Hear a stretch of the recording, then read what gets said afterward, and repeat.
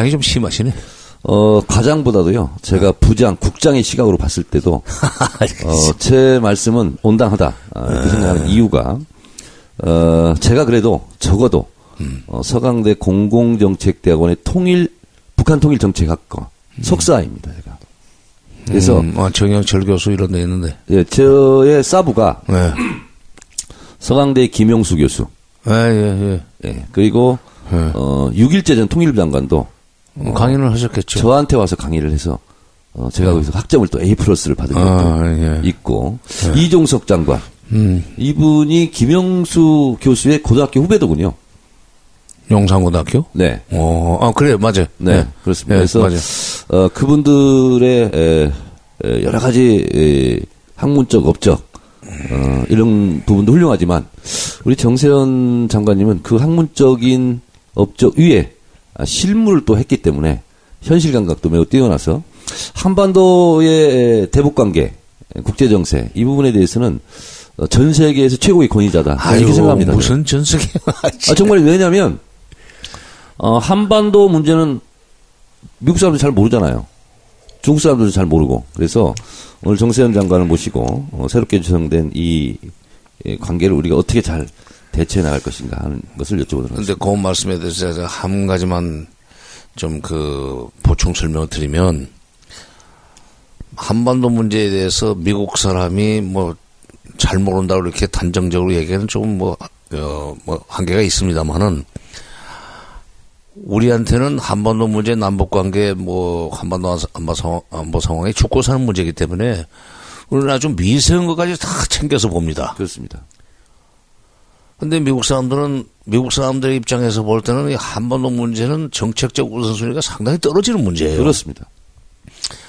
그렇기 때문에 그 사람들은 대충 그냥 이 얼개만 만들어 놓고 나머지는 상대방을 이제 밀어붙이면은 자기네 그 방식으로 문제가 해결되리라는 희망적 관측을 하면서 정책을 만드는 경향이 많이 있어요.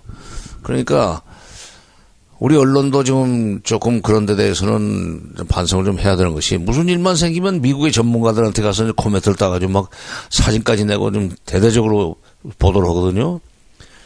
이번에 지금 남북 간의 회담이 재개될 수 있는 그런 이제 환경이 되니까 미국의 전문가들이라고 해서 6사람인가 10사람인가를 인터뷰를 해서 사진까지 내고 한 그런 그 신문사가 있습니다. 그걸 보고 참, 한심하다. 한심이 아니라, 미제가 좋은 것은 6.25 후에 미제가 좋은 것이 있었어요. 껌. 네. 초콜릿. 네. 그 다음에 미제 트럭. 네. GMC 트럭. 청바지는 그때도 좋았습니다, 미제. 그래요? 네. 서울 사람들은 청바지를 입었구나. 우리는 청바지를 보지를 나는 아주 농촌에서, 살았기 때문에 그건 좋지만은 미국 사람들의 다른 나라 상황에 대한 판단과 분석과 대책은 굉장히 거칠어요. 네, 그렇습니다. 우리가 그걸 기준으로 해서 우리의 외교 정책이나 대북 정책을 수립한다는 것은 조금 문제가 있다고 봅니다. 그러니까 제가 2015년도에 미국 의회를 방문해서 스티브 샤벳 당시 공화당 아태 소위원장을 만났는데 잘 몰라요. 그리고 전 아태 소위원장도 만나서 보니까 그렇게 디테일에 강하지 않더라고요. 그러니까 우리는 미국이 국제정치의 거의 전부지만 미국 입장에서 한반도의 문제는 그냥 아태 소위원회에서 주로 결정을 하고 그냥 미국의 입장은 일부다. 이런 생각이 좀 들더라고요. 많은 문제 중에 그냥 미국이 관여하고 있는 아태 문제 많은 문제 중에 하나이고, 네, 하나일 뿐이고, 그리고 거기서는 자기네 힘으로 군사력이 됐건 경제력으로 밀어붙이면은 자기네 방식으로 해결될 수 있다고는 기본적인 전제를 깔고 정책을 구상을 합니다. 네. 그러니까 우리가 그거 참고하는데 그런 걸 다 감안해서 참고할 거 참고하고 무시할 거 무시해야 되는데, 제가 우리는 대북 정책, 한반도 정책에 관한 한 국산이 제일 좋다. 그러니까 지금 제가 아까 말씀드린 부분에 대해서 본인이 스스로 셀프로 미국 사람보다는 내가 최고 전문가다. 이 말씀을 굉장히 지금 길게 좀 하시는. 또 그렇게 되네. 부분이 있는데 그 말씀이 맞는 것이 미국의 전략연구소에서 나오는 미국 무슨 전문가라고 해서 미국발로 나오는 기사들이 그 전략연구소가 일본이 돈을 많이 되는 재단 연구소라고 그러더라고요. 그래서 우리에게 우호적이지도 않다. 이런 생각이 들어서 우리 문제는 우리 전문가한테 물어봐야 되겠다. 그래서 정세현 장관을 모시고 몇 말씀 나눠보도록 하겠습니다. 단도직입적으로 김정은 위원장의 신년사를 어떻게 평가하십니까? 예, 금년도에는 남북관계를 작년과는 다른 방향으로 풀어나가려고 하는 의지가 확실하게 읽히는 신년사입니다. 네. 물론 이제 그렇게 되게 된 데는 작년까지 해서 핵 미사일 능력을 확실하게 미국과의 협상에서 절대로 그 밀리지 않을 정도로 강력한 핵 미사일 능력을 구비했다고는 자신감의 토대에서 나온 거긴 하죠. 작년 11월 29일 화성 네, 15호 발사 이후에 우리는 핵무장을 이제 완성했다. 국가 핵무력 완성이라고 그랬죠. 네. 이제 그거의 연장선상에 나온 거기 때문에 우리는 사실은 조금 기분은 안 좋죠. 네. 저희들 이제 작년까지 해서 핵과 미사일 능력을 미국에게도 위협적이 될 만큼 만들어 놓고 그다음에 남한과는 대화를 하자고 하는 그런 이제 얘기이기 때문에 좀 기분은 안 좋지만 그래도 우리는 금년 한 해만이라도 또 남북 관계를 좀 안정적으로 관리해가면서 국민들이 안보 불안감을 상대적으로 적게 느끼면서 살 수 있도록 해준다면 그건 우리로서는 나쁘지가 않아요. 네. 그리고 이제 북핵 문제는 어차피 그 하루 아침에 뭐 1, 2년 사이에 해결되는 문제가 아닙니다. 네. 그래서 지금 북핵 문제가 불거진 지가 92년, 91년부터 나왔기 때문에 이게 4반세기가 넘는 얘기예요. 그것은 좀 네. 지난 다음에 네. 제가 여쭤보도록 하고요. 북한이 왜 핵을 만들려고 했던가. 지금 이제 오늘 새롭게 나오는 이제 단어가 통미봉남에서 통남 향미하는 거 아니냐. 통미, 예. 새롭게 나온. 통남 향미. 예, 아니. 남쪽을 통해서 미국과, 관계 개선을 한다. 예, 예. 아니, 근데 사실은, 향미라고, 누가 새로 지금 말을 바꾼 말인데, 처음에 북한이 대남 제의를, 이렇게, 회담 제의를 이렇게 하고 나서니까, 일부 전문가들이, 이건 통미봉남, 아니, 동미봉남 하던 북한이 통남 복미로 가려고 한다 하는 식으로 이제 해석을 했어요. 네. 걔네가 바로 그 다음날인가, 김어준의 뉴스공장에서 그 얘기를 했네요. 네. 이거는 통남 복미가 아니라 통남 통미 전략이라고 봐야 된다. 한국을 통해서 다시 미국과도 통을 나오는 거니까, 이게 우리한테는 어떤 점에서 기회가 될 수 있고, 바로 남한과의 관계를 개선해서 미국과의 대화의 물꼬도 트고 이렇게 하는데 우리가 징검다리 역할을 할 수 있다면 바로 북핵 문제 해결 과정에서 대한민국의 역할이 커지는 거다. 네. 그러니까 이건 바람직한 거고. 어쨌든 뭐 저들은 핵무장을 했다. 완성했다. 우리는 핵보유국이다. 하는 상태에서 남쪽과 대화하자 하는 것이 기분은 좀 나쁘지만 기분 나쁘다고 우리가 뭐 기분 나쁘면 할 수만은 없는 입장이잖아요. 그래서 어쨌든 북한과의 관계 개선을 해야 되고 또 23개월 만에 681일인가요? 681. 예. 네. 만에 지금 이제 채널이 가동됐지 않습니까? 저는 개성공단 폐쇄 이후에 어쨌든 확성기로 판문점에서 대화를 하다가 이제 전화 통화를 할 수 있게 됐다. 이것은 굉장히 큰 의미가 있다고 그러는데 어떻게 생각하세요? 정상화죠. 네. 정상화. 원래 비정상의 정상화. 그렇지. 비정상의 정상화지. 드디어 이제 비정상의 정상화가 됐어요. 박근혜 정부 시절에는 정상의 비정상화가 그렇습니다. 있었고. 그래서 저는 통일부에 이제 오래 있었던 사람으로서 판문점은 의뢰 아침에 출근해서 거기 판문점 연락사무소가 있습니다. 네. 통일부 직원들이 출근해서 전화를 아침에 걸어요. 또 저쪽도 걸고. 그러면은 그렇게 해서 이제 그날 업무가 개시가 되고 그리고 4시에 마감 전환을 하고 다 퇴근해요, 다들. 네. 그 저쪽도 개성 가서 자고 와야 되고, 우리는 또 서울로 들어와야 되고. 근데 그게 아침 9시 전화, 4시 전화, 그거 하는 동안에, 별일이 없으면은 그냥 4시에 끝나지만은, 특별히 우리가 북쪽에 무슨 제안을 해놨는데, 아직 답이 안 온다. 그럴 경우에 4시에 전화를 하면서 평양으로부터 무슨, 지시가 없냐 그러면은, 만약 있으면 좀 기다려. 오늘 좀 늦을지도 모르는데, 평양서 뭐 곧 뭐가 올 것 같으니까 서로 우리 기다려 봅시다. 이런 그 움직임을 수시로 이제 그 뭐 보고를 받고 이 얘기를 들었던 사람으로서 판문점이 꽉 막혔다고 그러니까, 야, 이거 정말 참, 완전히 이게 무슨 6.25 직후 상황으로 가는 건가라는 그런 불안감이 있었어요. 그러니까 남과 북이 함께 숨 쉬었던 숨구멍이 막힌 거죠. 그렇지. 네. 근데 이번에, 그래서 개통이 됐는데 나는 뭐 김정은 위원장의 대남 제1호에서 우리가 대북 제1을 했고 그래서 판문점이 열렸다고 보지는 않습니다. 이거는 문재인 대통령이 그 6월 달에 무주 태권도 대회에서 장홍 위원장 왔을 때 그때 평창 올림픽 그 참가를 권유하고 그걸 위한 회담을 하자는 얘기를 하지 않았어요? 그리고 이제 7월 6일 날 근데 그때까지만 해도 장관님. 아니 그러니까 장홍 위원장이 스포츠 위에 정치가 있다고 그랬어요. 스포츠 위에 정치가 있다고 그랬는데 어쨌건 그때 평창 올림픽을 화두로 해서 남북 간의 대화를 하자는 얘기를 6월 달에 하고 7월 6일 날 베를린 구상에서도 얘기를 하고 또 그걸 이어받아서 7월 17일 날은 국방장관 회담 뭐 적조 회담 얘기지만 또 작년 12월 19일 날인가요? 그 평창 가는 기차 속에서 또 평창 얘기를 또 했단 말이에요. 그걸 네. 위해서는 한미연합훈련을 연기할 수도 있다. 미국한테 우리가 이미 얘기를 해놨다 하는 얘기. 이게 다 북한 보고 오라는 얘기거든. 그렇죠.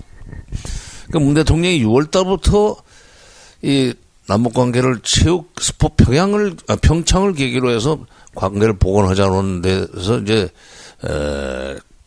북한이 비로소 1월 1일 화답을 해온 거고 네. 화답을 해왔기 때문에 우리로서는 준비가 다 돼 있는 만큼 시간을 끌 필요 없다고 그래서 이제 그야말로 28시간 만에 답을 했더니 또 그거 가지고도 시비를 걸대요. 어디야, 손석희, JTBC 1월 2일 날인가? 신년 특집에서 김성태 자유한국당 원내대표가 뭐 그렇게 급하게 답변을 하냐고 그러는데 그분은 그 이후로 혼수 성태가 됐어요. 하도 비판을 많이 받아가지고. 근데 이게 북한이 대화를 제의하니까 우리가 그냥 허겁지겁 24시간 28시간 만에 감지독점에서 쫓아간 것이 아니라 작년 6월부터 쭉 얘기했던 거에 대한 답이 6개월 만에 나온 거고. 네. 그러니까 우리가 당연히 다 준비됐던 시나리오에 따라서 대화 제의를 한 거고. 북쪽도 하루 만에. 그러니까 우리 문재인 정부에서 6개월 동안 끊임없이 화해의 손길을 내밀었고. 그렇죠. 네. 그거에 대해서 북이 화답을 했기 때문에 우리는 그 상태에서 곧바로 환영 메시지를 냈고 국무회에서도 환영 메시지를 냈고 곧바로 지금 이제 거의 LT 광속도로 지금 남북 관계가 지금 매일매일 뉴스가 쏟아지고 있습니다. 이런 적이 없었죠, 거의. 밀당도 없이. 그래요. 네. 좀 다른 얘기인데요. 신년사가 북한에게는 굉장히 중요한 어떻게 보면 방향 메시지하지 않습니까? 김일성 주석은 육성으로 신년사를 했고 김정일 위원장은 육성으로 한 적이 없고 김정은 위원장은 계속 육성으로 텔레비에 나와서 양복 입고 하거든요. 이렇게 발표하는 형식이 김정은만의 어떤 그 독특한 이 형식에 대해서 뭔가 우리가 가져야 될 메시지는 있습니까? 김정일 때는 신년사를 읽지를 않았어요. 네. 그때는 노동신문, 네. 청년보, 그다음에 인민군본가 있는데 3대 신문에 공동사설 신년 형식으로 공동사설로 내놓고 그건 김정일이 읽지도 않고 네. 그랬었어요. 명의도 김정일이 아니고. 그런데 김일성 때는 이게 육성으로 본인이 읽었습니다. 네. 네. 근데 지금 김정은 때 와가지고 첫 해만 2012년은 안 읽고 2013 그렇지. 그게부터 쭉 지금 계속 읽고 있어요. 예. 13년부터 쭉 읽고 있는데 본인이 직접 낭독을 하는데 김일성 때는 그게 1시간 이상 걸렸었어요. 예. 길게 했습니다. 예. 근데 지금 김정은 시대로 와서는 30분, 23분에서 30분 그 사이로 이제 왔다 갔다 하는데 짧기 때문에 우선 그 분석하는 우리는 직업적으로 그걸 분석을 해야 되고 나름대로 이제 전망을 하고 또 대책을 세워야 되는 습관이 붙어 있는 사람으로서는 이 짧게 하니까 좋긴 좋대요. 근데 이번에 몇 번 읽으셨어요? 예? 몇 번 읽으셨어요? 몇 번? 신년사. 김정은 신년사. 직접 그 낭독하는 장면도 보고 그다음에 이 문서로 된 것은 한 3번쯤 읽었어요. 저보다 한 번 더 읽으셨네요. 전 2번밖에 안 읽었는데. 근데 물론 이미지 정치라는 측면도 있지만 어떤 점에서는 그게 격세유전으로 설명할 수도 있는데 우선 제 목소리도 할아버지 많이 비슷해요. 네. 그다음에 특히 말할 때 이렇게 몸을 살살 이렇게 꼬는 네. 틀고 갈 데 없이 김일성입니다. 네. 김정일은 그런 뭐랄까 이 몸놀림이 없어요. 장관님. 네. 그래서 제가 이 질문을 드린 건데. 네. 이게 이제 3대 세습이잖아요. 네. 그런데 또 김정일 다르고 김정은 다르단 말이에요. 그래서 또 김일성 할아버지, 자기 할아버지하고 생김새도 비슷하고 그리고 저는 어떻게 보면 좀 몸집도 키우지 않았나 그런 생각이 들고 걷는 모습도 내가 봤거든요. 네. 김일성 비슷해요. 많이 비슷해요. 네. 그래서 신년사를 발표하는 형식도 할아버지 방식을 따라서 하는 게 아닌가. 그러니까 일종의 북한 주민들이 가지고 있는 김일성에 대한 향수. 그걸 자극하려고 하는 거 아닙니까? 그것을 자극해가지고 자기에 대한 지지를 높이는 그런 걸 쓰긴 하는데 그게 억지로 연출해서 되는 건 아닙니다. 네. 북한 주민들도 다 알죠. 그러니까 뭔지와는 조금은 차이가 있지만 역시 김일성을 생각하게 하는 그런 것이 이게 타고나는 거예요. 젊은 김일성을 보는 듯한. 그렇지. 그리고 이제 김일성이 30대 초반에 소련군 장교 출신으로 들어왔던 거 아닙니까? 네네. 1945년 10월 10일 그렇지. 평양 열성자 대회에서 그렇지. 열렬한 환영을 받았죠. 그래요. 나중에 1912년생이니까 만 33세 때. 글쎄 이제 나중에 내각 수상이 돼가지고는 그 젊은 나이에 물론 그 시대는 다 중절모 쓰는 게 유행이었지만은 중절모를 많이 썼어요 김일성이. 나중에 나이 들어서는 여름에도 또 중절모를 쓰고 겨울에도 쓰고 그러는데 이 김정은 위원장은 바로 그 할아버지를 연상시키기 위한 패션인 것 같아. 네. 중절모를 좋아해요. 네. 근데 이제 모자를 쓰는 그것도 많이 닮았습니다. 약간 뒤로 뒷짐지고 있는 것도 김일성 비슷해요. 그래요. 네. 그래서 그걸 보면서 저도 생각이 들었는데 북한은 소위 말해서 이제 유훈 통치지 않습니까? 그러니까 김일성, 김정일, 김정은의 우리가 3대 세습은 뭐 비판하고 있지만 결국은 김일성이 죽을 때 사망했을 때 유언이 있지 않습니까? 한반도를 비핵화하라. 이 부분을 김정은이 지금 이제 어쨌든 핵무장을 한 상태에서 물론 그것을 비핵화하는 과정이 너무나 복잡하다고 어렵겠지만 어쨌든 김일성, 김정일의 유훈 통치를 하고 있다고 보십니까? 핵 문제에 관해서는 조금 입장이 바뀌었을 것 같습니다. 예. 이미 가진 상태이기 때문에. 신년사에서 그런 얘기를 하고, 뭐, 당대회 작년 중앙위원회 사업총화보에서도 그런 표현을 썼지만, 갖은 압박과 제재 속에서 힘들게 해가지고 지금 드디어 이제 확보한 거기 때문에, 네. 거저 생긴 것이 아니고, 정말 이걸 갖기 위해서 그동안에 국제사회 또는 미국을 중심으로 한 국제사회로부터 얼마나 우리가 핍박을 받았느냐. 그러나 이걸 우리가 함부로 쓰지는 않겠다. 미국이 우리를 건드리지 않는 한 우리는 쓰지 않는다는 얘기를 했어요. 이번 신년사에서. 다른 나라에다가 위협도 하지 않겠다. 글쎄 이제 그쪽 영어로는 이제 핵 선제 불사용이라고 그러고 영어로는 네거티브 세큐리티 어슈어런스라고 그러는데 그러니까 이 김정일 때까지만 해도 그 사람이 2011년에 세상 떴으니까 2006년에 한 번 하고 2009년에 하고 2번 하고 갔습니다. 네. 근데 6번 한 동안에 김정일 시대 와서 이거 불과 그저 한 5, 6년 사이에 4번을 추가로 더했단 말이야. 네. 그리고 그 핵실험이 잦아지면서 국제사회에 유엔을 비롯한 제재 압박이 더 심화된 거 아니에요? 네. 그 압박 속에서 만드는 거기 때문에 잘 쉽게 안 내놓을 거예요. 네. 그게 어쨌든 이제 더 어렵게 됐어요. 그리고 더구나 2012년에 그때는 이렇게 지금처럼 핵 능력이 고도화되지 않았을 텐데도 헌법에다가 핵 보유라는 것을 먼저 선언하고 시작을 했거든. 네. 만약 이걸 포기하려면 헌법을 고쳐야 되는 문제가 있어요. 물론 우리의 개헌하고는 좀 다릅니다. 그럼 뭐 결심하면은 그냥 사회주의 헌법 바로 하면 되는 한마디면 거니까. 되긴 되죠. 한마디면 되는데 그래도 이게 어렵게 정말 그 고통 속에서 만든 이 성과물인데 이걸 쉽게 내놓을 것인가. 그래서 그 점에 있어서는 유훈이 지켜지지 않을 것 같다 하는 불안감이 좀 있습니다. 그래도 북한 최고의 전문가에서 가장 지금 처음 그런 말씀 지금 하시는 그런데 그럼에도 불구하고 이제 해내야 되는 것이 우리 이제 뭐 그 숙명인데 저걸 인정하고 살 수는 없어요. 물론 공식적으로 인정은 끝까지 못 받을 겁니다. 인도나 파키스탄 뭐 이스라엘도 공식적인 인정은 못 받고 있어요. 그러나 미국이 그냥 묵인 내지 용인 해주는 거죠. 그런데 이 인도나 파키스탄의 핵무기 보유를 미국이 묵인 내주는 막 승인해 주는 것은 좀 이 북한과는 다른 그 배경이 있어요. 우선 첫째 그 사람들은 사거리가 그렇게 길지가 않아요, 미사일이. 예? 그러니까 미국을 위협하는 그 핵폭탄이 아니에요. 본토를 위협하는 상황은 아니니까. 근데 이 사람들은 지금 어떻게 하다 보니까 지금 미국 전역을 커버할 수 있는 사거리가 나오는 ICBM을 가지게 됐단 말이에요. 지금 그러니까 1,400km? 1,400km 내외죠, 지금. 아니. 동부까지 다 간다고 그러더라고요. 1,400이 뭐요? 13,000이지. 13,000, 14,000. 예. 1,400이야 무슨 뭐.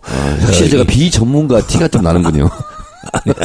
공을 하나 떼버렸어. 나는 화폐계가 건 줄 알았어. 근데, 그렇기 때문에, 이 핵 투발 수단의, 말하자면, 위력 때문에, 또 미국은, 뭐, 사실상의 인정도 안 할 거예요. 그럼 이제, 이게, 우리한테는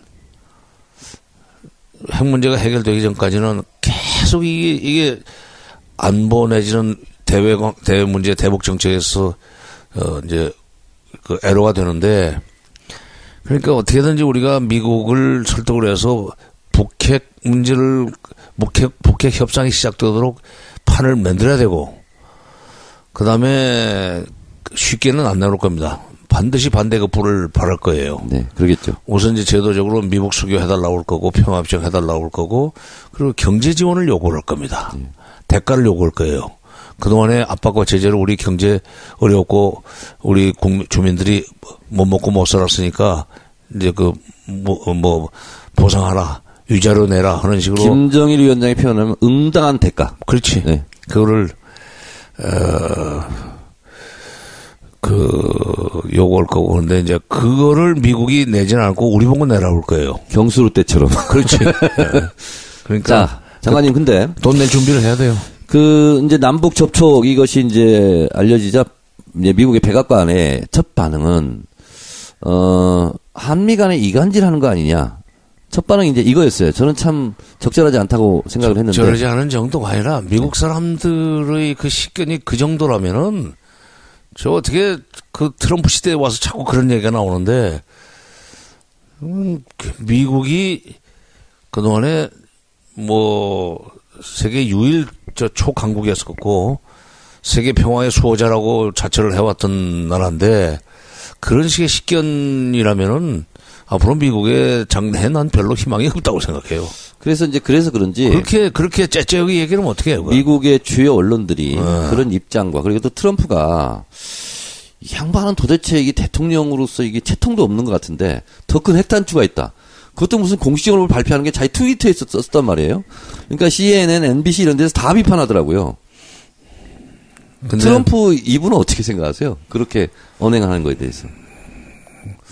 나는 그냥 충동적이고 돌발적으로만 일어나는 일은 아니고, 그것도 소위 그 장사꾼 출신으로서 철저하게 계산된 행동이라고 생각합니다. 네.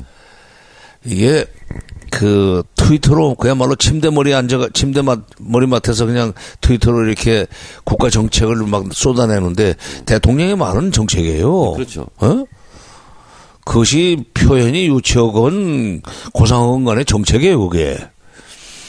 근데 그렇게 해놓으면은 그야말로 트럼프를 상대하는데 관련 국가들이 굉장히 지금 힘들어져. 그만큼 상대방 국가들의 미국이 다뤄야 될 국가들의 소위 역량을 분산시키는 효과가 있고 상대적으로 미국이 우위에 서는 효과가 있어요. 전통적으로 그 말하자면 디시전 메이킹 프로세스 정책 결정 과정을 거쳐가지고 정책이 나오면은 뭐 그 전문가들도 해석하기 좋고 미국이 앞으로 이렇게 나가겠다는 전망하는 데도 도움이 되는데 이렇게 불가측성이 커져버리면은 상대적으로 미국의 힘이 커지는 겁니다. 어디로 어느 뒤통수를 때릴지 모르니까. 근데 문제는 워싱턴 포스트에서 팩트 체크를 했답니다.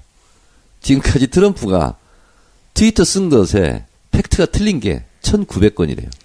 하루에 5.6건씩 전혀 다른 팩트와 다른 것을 지금까지 트위터를 날렸다는 거예요. 아니 그러니까 문제는 팩트 체크 다 좋고 그것이 그 근거 없는 얘기 그다음에 사실이 그 사실이 아닌 걸 근거로 해서 또 얘기를 하는 거 그 캐내는 건 그것대로 뭐 언론다운 짓인데 문제는 그것이 북한한테 메시지로 건너가고 우리한테도 또 메시지가 되고 우리의 정책을 제한하는 그런 어떤 변수가 된다는 점에서 그게 간단한 게 아니에요. 예. 그러니까 그런 거 다 계산하고 있다 이거지. 자, 장관님 그러면 트럼프는 지금 트럼프를 비롯한 미국 백악관의 첫 입장 발표는 그리 호의적이거나 긍정적이지 않았어요. 남북 지금 접촉 대화 시도에 대해서. 안 좋죠. 네. 네. 지켜보겠다. 네. 이건 이제 우리나라 말로 하면 얼마 잘하는지 두고 보겠다. 뭐 이 정도인 것 같아요 지금. 잘해봐지. 그렇지, 잘해봐. 잘해봐. 니네 얼마 잘하는지 두고 보겠어. 그렇지. 이런 입장이에요.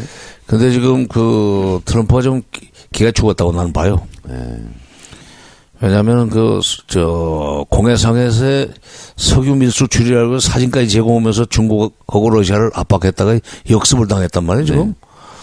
네. 이게 압박과 제재를 소리 높이 외치던 트럼프의 대북 정책에 지금 엄청난 구멍이 뚫린 거예요. 유엔 제재 결의에 동의해준 상임이사국으로서 안보리 상임이사국으로서 중국, 러시아가 북한한테 석유를 주고 있다고 하는 식으로 해서 그쪽으로 압박하면은 앞으로 미국이 북한에 대해서 가하려고 그러는 압박과 제재의 소위 그 효율성이 높아질 줄 알고 했는데 오히려 거꾸로 지금 엎어치기 당했어요. 그런데다가 거기서 큰 구멍이 뚫렸는데 중국과 러시아가 연료를 계속 줬다는 얘기예요? 아니세 줬다고 했다가 증거를 내라고. 중국 러시아에서. 중국 러시아 증거를 내라. 그게 우리 배라는 증거가 없다. 네. 정보가 또 무관하다. 이런 식으로 이제 발을 빼면서 우리가 책임져야 될 트럼프한테 얘기하니까 트럼프가 할 말이 없어진 거지. 할 말이 없어진 거지. 그러니까 트럼프의 권위가 이제 떨어졌고 그다음에 트럼프의 대북 압박 정책이 앞으로 뭐라 그럴까 이 신뢰도가 떨어졌어요. 네. 그런데 여기서 남북 대화까지 또 재개될 것 같으니까 이게 사방에서 구멍이 뚫리는데 미국 언론에서는요. 트럼프하고 김정은하고 둘이 1년 동안 싸웠는데 김정은이 이겼다. 결국 그렇다고 볼 수가 있지. 미국 언론들은 그렇게 다 평가를 지금 하고. 그러니까 저쪽은 사회주의 국가의 장점이라고 사회주의 국가의 특성이긴 하지만은 철저하게 틀을 만들어놓고 상대방이 예측 못하게 만들어놓고 갑자기 터뜨리는 그런 식으로 정책을 추진해도 됩니다, 저기는. 네. 근데 여기는 뭐 언론이 있지, 미국은. 또 의회 있지. 계속 무슨 질문하고 문제 제기하고 하는 그 속에서 트위터를 가지고 헐라다가 결국 지가 제껴에 넘어간 거예요. 네.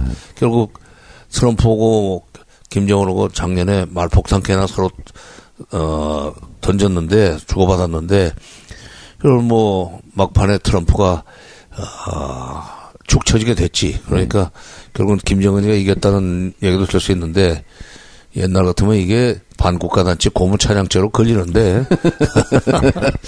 자, 아니 그러면 이제 트럼프는 잘 하나 지켜보겠다. 이제 이런 입장인 것 같은데 우리가 이제 어쨌든 김정은 신년사에서는 어쨌든 뭐 대표단을 파견할 수도 있다. 이제 평창올림픽 중심으로 주로 얘기했단 말이죠.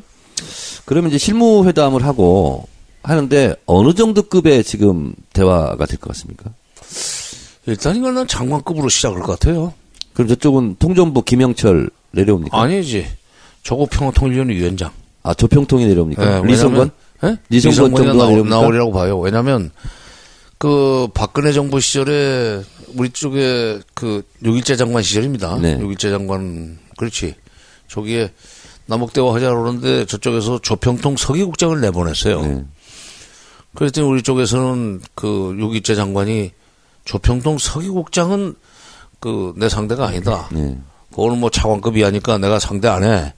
그러니까 통전부장 나와. 이렇게 그때 이제 급의 문제가 그때 네? 있었어요. 그때 급의 문제를 가지고 급의 논란이 나왔죠. 문제였는데 바로 그때 그 사실은 근데 그 전에 90년대 초에 있었던 남북 총리급 회담에 조평통 서기국장이 사실상 장관급으로 행세를 했고 장관급으로 우리가 인정을 했었습니다. 90년대 조평통 서기국장 직함으로 총리급 회담에 대변인도 했던 네. 안병수예요. 안병수, 안경호. 네. 안병수, 안경호인데 그때는 안병수로 행세를 했었지.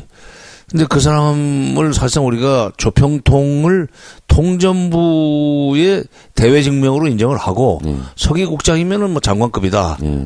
근데 사회주의 국가의 무슨 국이라고 하는 것은 우리 중앙부처의 무슨 뭐 이사관급의 국장 그거는 다릅니다. 그렇죠. 좀 달라요.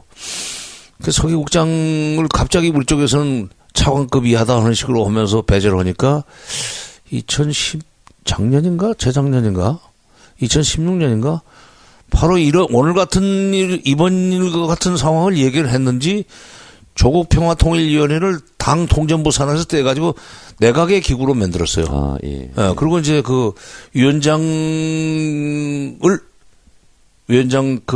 저 감투를 주고 그 자리에다가 통전부의 뭐 김영철 통전부장 그 당비서에 대남비서에 뭐 오른팔이라고 그러는데 뭐 통전부에서는 부부장이나 했는지 모르지만 조국평화통일위원회 위원장 감투를 씌워놨기 때문에 내각의 위원장이면은 상급입니다.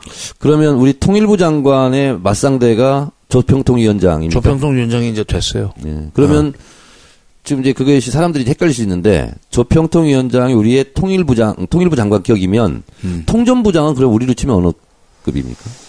그 공산주의 국가에서의 그 당 비서는요. 네. 장관 몇 명을 거느리는 사람들입니다. 그렇죠. 예. 여기 저 중국에서도 거기는 이제 서기라고 그러는데. 네. 당서기. 당서기는 그러니까 그다음에 당의 부장들은 이쪽 그 정부 쪽의 그 부장들보다도 급이 높아요. 내각 쪽에. 그렇지. 내각 쪽의 부장보다 높아. 보통 그쪽의 부부장이 장관급하고 같은 걸로 돼 있으니까. 그러면 김여정이 지금 부부장이잖아요? 선전선동부. 네, 선전선동부 부부장이잖아요. 네. 그러면 한 대체적으로 내각으로 치면 뭐 우리 이제 뭐 문공부 뭐 장관급으로 이제 뭐 행세를 하려고 하면 할 수도 있죠. 네. 자, 그러면 보통 이제 지난번에 무슨 체육대회 행사에 북한의 체육지도위원회 있잖아요, 당. 예. 그 위원장 정도가 같이 그럼 내려올까요? 아니, 체육지도위원회는 당이 아니에요. 그게 국가기관이에요. 국가기관. 예, 국가체육지도위원회예요. 네, 체육지도위원회. 예, 그러니까 국가체육지도위원회고 그게 우리 식으로 체육부 장관급이죠. 네. 그러면 실무회담을 한다. 그러면 이제 쉽게 얘기해서 북한은 리성건 정도가 내려올 것 같다. 예, 이성건이 이제 수석 대표가 되고. 네. 그 다음에 체육 문제를 하기 위해서는 체육지도위원회 위원장이 거기 뭐 그 아래로 들어갈 수는 없고. 네. 왜냐면 뭐 당 서열로는 체육지도위원회 위원장이 된 그 최후위가 더 높을 겁니다. 네. 근데 최용해가 했던 거거든. 네네.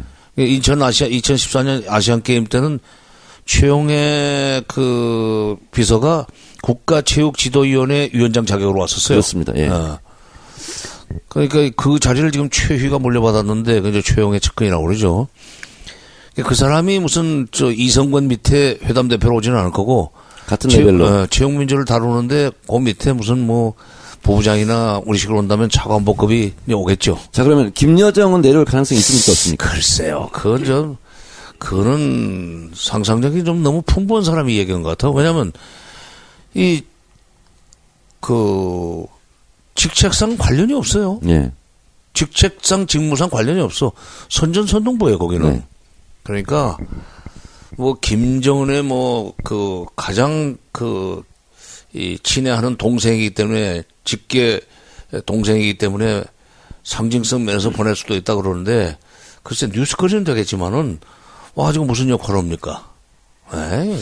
자, 그러면 이번은 철저하게 우리가 이제 가속 페달을 밟다가 사고 날 수도 있다고 그래서 평창 올림픽에 국한해서 회담을 해야 된다 하는 의견도 하나 있고, 아니다. 적어도 우리나라 통일부 장관이 좀 나가서 앞으로의 의제 설정이라든가 이런 것도 같이 논의해 볼 수가 있다. 근데 어떻게 보시고 어떻게 해야 된다고 생각하세요?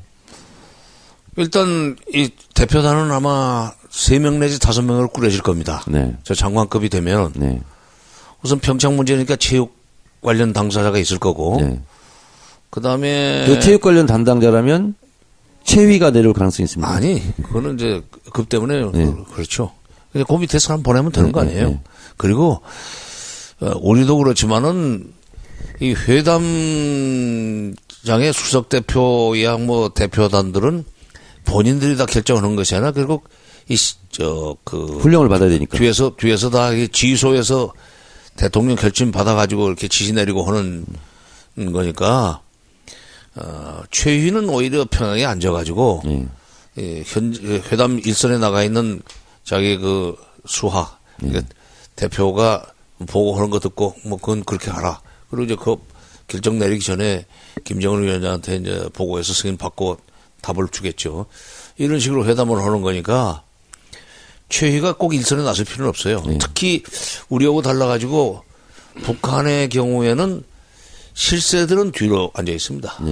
실세들은 뒤로 앉아 있고 앞에 나오는 사람들은 어떻게 보면은 적절한 비유인 줄 모르지만 PD들은 다 안 보이고 탤런트들이 화면에 왔다 갔다 하는 거고 비슷해요. 진행자들만 나와서. 장관님, 그러면 우리도 그러면 이게 이제 장관급이냐 차관급이냐 이걸 가지고 또 이제 관심도 많아요. 장관급으로 시작하는 게 좋을 것 같아요. 왜냐하면 자꾸 단계만 많아지면은 그렇죠. 단계가 많아지면 빨리빨리 진척을 못 시키니까. 그럼 우리는 통일부 장관 정도. 이나 올림픽에 관련되니까 도종환 문화부 장관도. 근데 이제 거기는 체육 전문가가 가야죠. 체육 전문가가 가야지. 그러니까 도종환 문화부 장관이 스포츠맨 출신이라면 뭐 괜찮은데 그분은 또 시인 아니에요. 그러니까 진짜 문화인이지. 그러니까 체육인이 가야 되겠죠. 체육 쪽에 밝은 사람. 수석 대표는 누가 될 가능성이 많습니까? 아니, 수석 대표는 이렇게 고위급 회담이라고 했기 때문에 당연히 저쪽에서 어저께 판문점 전화 개통하는 것도 리성권 조국평화통일위원회 위원장이 직접 나와서 발표하지 않았어요. 대북 제1을 통일부 장관이 헌대대에서 좀 저쪽에 조평통위원장이 직접 나와서 하는 거 보면은 그 두 사람이 결국 수석 대표가 되는 것이 수석 대표를 하고 뭐 차석급으로 체육 관련 차관 내지는 차관급 내지는 차관복급을 같이 체육 관계 그다음에 또 무슨 여러 가지 앞으로 해야 될 일이 많이 있으니까 나는 틀림없이 저쪽에서 군사훈련 문제 얘기를 꺼내라고 봐요. 그 부분인데요. 이제 그러면 그 관련 대응을 할 수 있는 인원이 대표단이 사실 있어야 됩니다. 이제 다음 질문인데요, 제가. 이제 평창 올림픽만 관련해서도 이제 실무적인 걸 여러 가지를 얘기해야 되는데, 예를 들면 여기 체류 비용을 우리가 대주냐 안 대주냐. 왜냐하면 미국에서는 제재와 압박을 하고 있는데 우리가 그 돈을 비용을 대준다. 미국의 기조상 한미동맹상 그런 분위기를 해칠 수 있거든요. 그거는 어떻게 생각하십니까? 현금 주는 거 아니고 여기서 이용만 할 수 있도록 해주기 때문에 편의 제공에 불과하기 때문에 그거 가지고 무슨 유엔 제재를 이 위반했다는 식으로 하면은 그건 말이 안 되고. 근데 이제 정부에서 직접 비용을 대주는 것보다는 민간 차원에서 이렇게. 에이, 민간에서 하면, 민간에서 돈을 어떻게 모읍니까? 협력기금이 있어요. 남북협력기금. 남북협력기금이 있고, 그동안에 뭐. 근데 그 미국이 그걸 시비 걸지는 않을 거다. 그럼, 왜냐면, 현금 주는 게 아닌데. 네. 오는 거 반맥해주고. 네. 그 다음에 재워주고 그러는데, 만경봉호가 만약 뜬다면은. 예. 만경봉호가 뜨게 되면은, 그, 숙소 문제는 해결이 되는 거예요. 네. 숙소 문제는 해결이 되고, 어차피 지금 평창 쪽에 뭐 숙소가 넉넉지는 않은 모양입니다. 네. 강릉도 그렇고. 그런데다가 이제 그 사람들이 오게 되면 그 세큐리티 문제가 복잡해요. 그렇죠.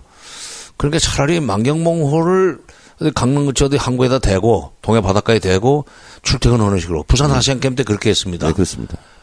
그러니까 이제 대구 유니버시 2003년 대구 유니버시아드 때는 대구가 이제 내지에 이제 내륙에 있기 때문에 이제 그 대회를 위해서 준비한 뭐 아파트 이런 데 배정을 했었는데, 이번에 뭐, 그 평창하고 강릉은 그런 시설은 좀 없는 것 같고. 제가 봤을 때는 강릉이나 속초에 정박을 하고. 그렇죠. 버스로 왔다 갔다 그리고 하면. 저 사람들이 자기네 뭐 응원단도 올 거예요. 네. 응원단이라든가 선수단을 관리하는데 그게 훨씬 편하니까. 네. 그렇게 되면은 과거의 경험으로 볼 때, 식자재. 네. 이거는 우리가 줘야지. 네. 손님인데. 네. 그리고 이제 어디 인천 아시안 게임 때는 입장권도 네가 직접 사라고 해가지고 결국 이제 좀 제치하게 됐었는데, 그 뭐 북한 대표단은 뭐 어차피 뭐 복장해서 비표 필요 없이 다 티가 나니까 그냥 뒤로 보내면 되는 거고, 지금 입장권 안 팔려가지고 빈자리가 많아서 고민하면서요. 그러니까 그거 가지고 유엔 제재 시비 걸 수는 없고. 네. 뭐 그런 것은 장관급 회담에서 얘기하는 게 아니라 나중에 이제 그 일전 전체 회의 한번 하고 그 실무회담은 별도로 국장급 정도로 해서 그러면 다음 주에 한번 합시다 해가지고 거기서 결론 나요. 어쨌든 이제 그 부분은 뭐 1월 29일까지가 데드라인이라니까 그렇게 어찌어찌 이제 그것은 뭐 실무회담 잘 될 것 같은데, 방금 말씀하신 중국은 계속 쌍중단을 얘기했습니다. 그리고 이제 한미 연합 군사훈련, 이것이 이제 뭐 평창 이후로 연기는 되겠지만 북한의 입장으로서 연기 가지고 만족을 할 수가 있는 게 아니잖아요. 그렇죠. 그럼 어느 정도 축소를 할 것이냐. 그리고 이제 고위급 접촉을 장관급으로 한다면 분명히 조평통 위원장이 내려오고 한다면 이 군사 훈련에 대해서 뭔가는 얘기를 할 것 같아요. 얘기하죠. 안통구나. 예? 저쪽에 조평통 위원장이 된 리성원이라는 사람이 군인 출신입니다. 아, 예. 어저께는 양복을 입고 나와서 얘기를 하던데, 원래 그 군복 입은 사람 유니폼 출신이지. 예. 아니, 김영철 지금 통전부장 대남비서의 측근이라니까 그 군인 출신이네요. 네. 계급이 아마 대저까지 했었던가? 그러나 하여튼 이제 전역을 했는지 모르겠는데, 조평통 위원장이 군인 출신이라는 점에서도 군대 얘기는 반드시 걸리라고 봐요. 네. 그러니까 우리도 그건 대비를 해야 돼요. 네. 그 점에 있어서는 뭐 조명균 장관이 회담을 하도 많이 해서 그 조명균 장관은 아마 그 통일부 직원들이 발언 자료를 일일이 써주지 않아도 즉석에서 순발력 있게 대응 잘할 겁니다. 청취자들을 위해서 제가 한 가지 말씀드리겠습니다. 조명균 장관이 어떤 분이냐면 김정일 국방위원장과 노무현 대통령 14선언 할 때 뒤에서 적고 있었던 사람입니다. 그렇죠. 네. 그리고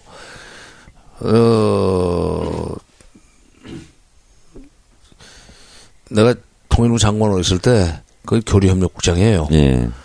철도도로 연결 문제, 그 다음에 금강산 98년이었고, 개성공단 그 준비, 네. 이런 거 실무 협상을 굉장히 많이 했습니다. 하여튼, 그때 집이 의정부였었는데, 집회를 갈 수 없을 정도로, 개성회담 끝나고 다음에 서울회담 해야 되고, 그 끝나고 나서 또 문산회담도 가야 되고, 또 저쪽에 설악산회담 가야 되고, 내가 얼마나 너무 회담을 많이 하고 다녀서 집에는 못 가서. 그러면 한마디로 일 잘하는 통일 일꾼이다. 그렇죠. 그러니까 회담 경험이 아주 많기 때문에, 막상 남북 간의 회담이 열리면은 아주 조용하게 잘 끌고 갈 거예요. 장관님, 그러면 중간 생략하고. 올해 남북 정상회담이 열릴 가능성이 있습니까, 없습니까? 글쎄, 그렇게까지 되면은 좋지요. 네. 근데 이제 그렇게까지 우리가 속도를 내려고 할 때 과연 미국이 그거 매우 불편하게 생각할 가능성이 있어요. 자, 그러면은요. 이건 장관님만이 답변할 수 있는 거예요. 뭐 또. 김대중, 김정일 국방위원장. 네. 2000년에 했으니까 임기 중후반기에 했거든요. 그리고 노무현 대통령 김정일 정상회담은 임기 말에 했단 말이죠. 네. 임기 초에 하는 게 맞잖아요. 임기 초에 하는 게 좋죠. 그러니까요. 왜냐하면 합의의 그 이행 합의 추동력, 네. 합의를 이행해 나가는 추동력을 그 확보한다는 점에서는 초기에 하는 게 좋고 벌써 지금 금년에 해도 2년 차예요. 그렇습니다. 제일 바람직합니다. 네. 김대중 대통령이 3년 차에 하셨거든. 네. 그다음에 노무현 대통령이 이제 5년 차에 해가지고는 내가 그때 그랬어요. 나도 그때 특별수행으로 갔었지만 이건 80의 생남이다. 이렇게 늦게 해놓으면은 나중에 그 아들을 어떻게 하라고. 그냥 결국 정권 바뀌니까 그냥 완전히 다 그냥 뒤집어 엎었잖아요. 아니 고아원에 가버리지 않았어. 네. 자, 그러면은요. 정상회담을 하려면 정상회담을 위한 분위기와 전제 조건이 필요하지 않습니까? 글쎄 이제 정상회담은 여러 가지 분위기가 좋게 풀려가지고 정상회담으로 가는 수도 있고 네. 남북 간의 기왕에 이런 대화의 물꼬가 트인 상황에서 뭔가 갑자기 이게 결단을 내야 될 중대한 사건이 터질 경우에는 정상회담의 필요성이 커집니다. 예상을 뒤엎고 정상회담을 할 수 그렇지. 있다. 정상회담의 필요성이 갑자기 커질 수가 있어요. 가령 이제 판문점 회담도 판문점 그 통신선도 열렸고 그런데 대화를 하다 말고 갑자기 국제 정세 같은 것이 그냥 급변해 가지고. 네. 2018년도에 그런 상황이 벌어질 것 같지는 않아요. 네. 그러니까 저쪽도 공화국 70돌이라고 그러고 뭐 그렇게 뭐 무리하게 할 것 같지는 않고. 그렇죠. 10년사의 기조상. 예, 예. 그러니까 잘 하다가 이 구구절 저쪽에 구구절 잘 지내고 금년 연말쯤 정상회담이 되면은 뭐 국내적으로나 뭐 국제적으로도 시비 별로 당하지 않고 2019년부터 남북 관계를 한 단계 업그레이드해서 발전시킬 수 있고 핵 문제 해결에 전기를 마련할 수 있는 그 기회는 더 커지죠.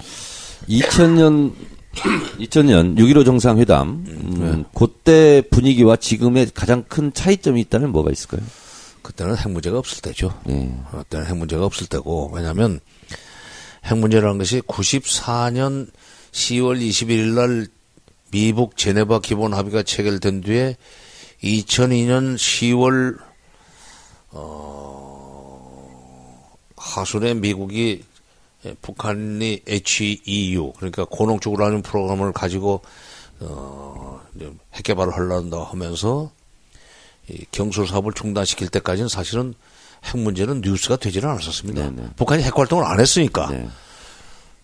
그러니까 지금 이 대북 지원 뭐 이런 거 대북 정책, 햇볕 정책 비판하는 사람들은 김대중 노무현 정부 때문에 퍼준 무슨 뭐 이거 가지고 핵을 개발했다. 남북관계 정상회담 하면서 뒤로는 핵 개발했다 그러는데 말도 안 되는 거고 그때는 핵 문제가 없을 때이기 때문에 정상회담을 하는데 그렇게 국제적인 그런 제약이 없었어요. 네. 근데 지금 이제 북한이 핵을 가지고 있다고 하는 조건에서 공식적으로 인정은 우리도 할 수 없고 미국도 안 해주겠지만 그 상황에서 지금 핵 문제는 어떻게 할 것이냐.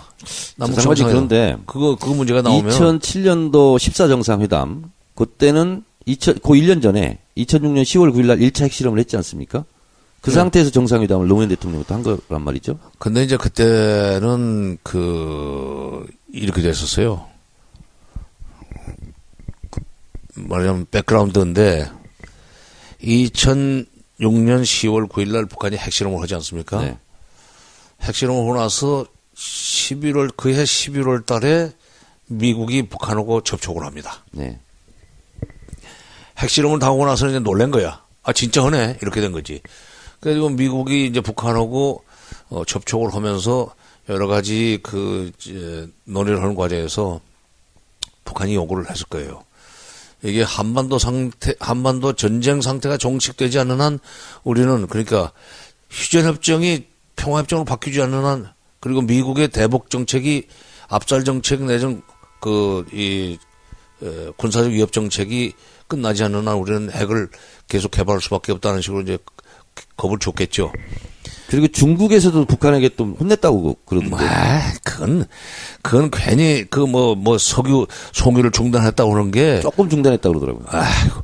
그건 진짜 팩트 체크 안 되는 얘기예요. 그리고 그때 그 핵실험을 당하고 난 뒤에 부시가 조지 W 부시 대통령이 그 하노이에서 그 ALF인지 뭐 아세안인지 회의에서 만나가지고 개별 한미 정상회담을 하면서 You and me, 당신하고 내가 김정일을 만나서 한반도의 전쟁을 공식적으로 종료하는 문제를 협의하자. 이렇게 얘기했단 말이야. 부시가 그런 또 일도 했군요. 이런 게는 이제 북한을 압박으로 겁을 주고 압박하면은 손들 줄 알았는데 오히려 크게 튀니까 이거는 그야말로 제대로 정석대로 풀어야 되겠다는 생각을 하고는 그 얘기를 했어요.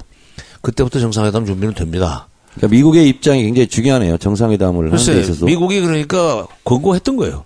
그리고 이제 그 이듬해 10월 그때가 2일 날 가서 2일 날 가가지고 2, 3, 4 회담을 했는데 날짜가 그 예정돼 있을 때 9월 달에 또 다시 시드니에서 그런 또 한미 정상회담이 열렸어요.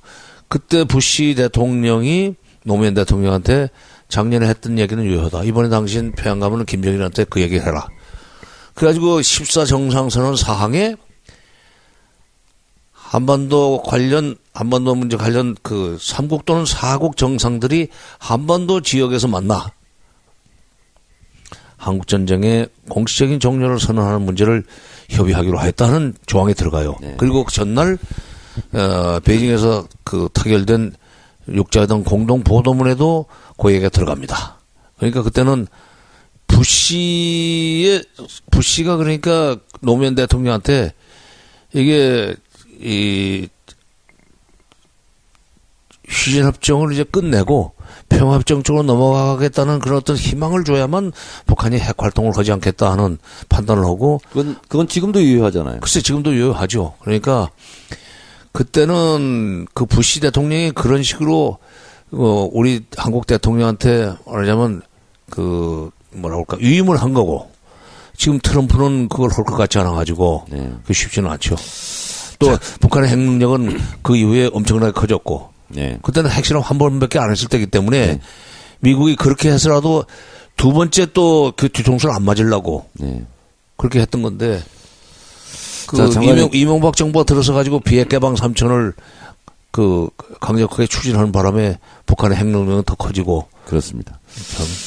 자, 그 시간이 많이 지나서 제가 압축 요약을 한번 해요. 북한이 그럼 왜 핵을 가지려고 했던가? 뭐 그냥 자기들의 자위권 이랬는데 동구 사회주의권이 몰락하고 그리고 우리가 북방 외교를 통해서 중국 러시아하고 또 국교도 맺고 수교도 맺다 보니까 북한으로서는 믿을 사람이 없다. 우리가 핵을 갖고 자위를 해야 되겠다. 이렇게 해서 핵 개발을 시작한 거 맞습니까?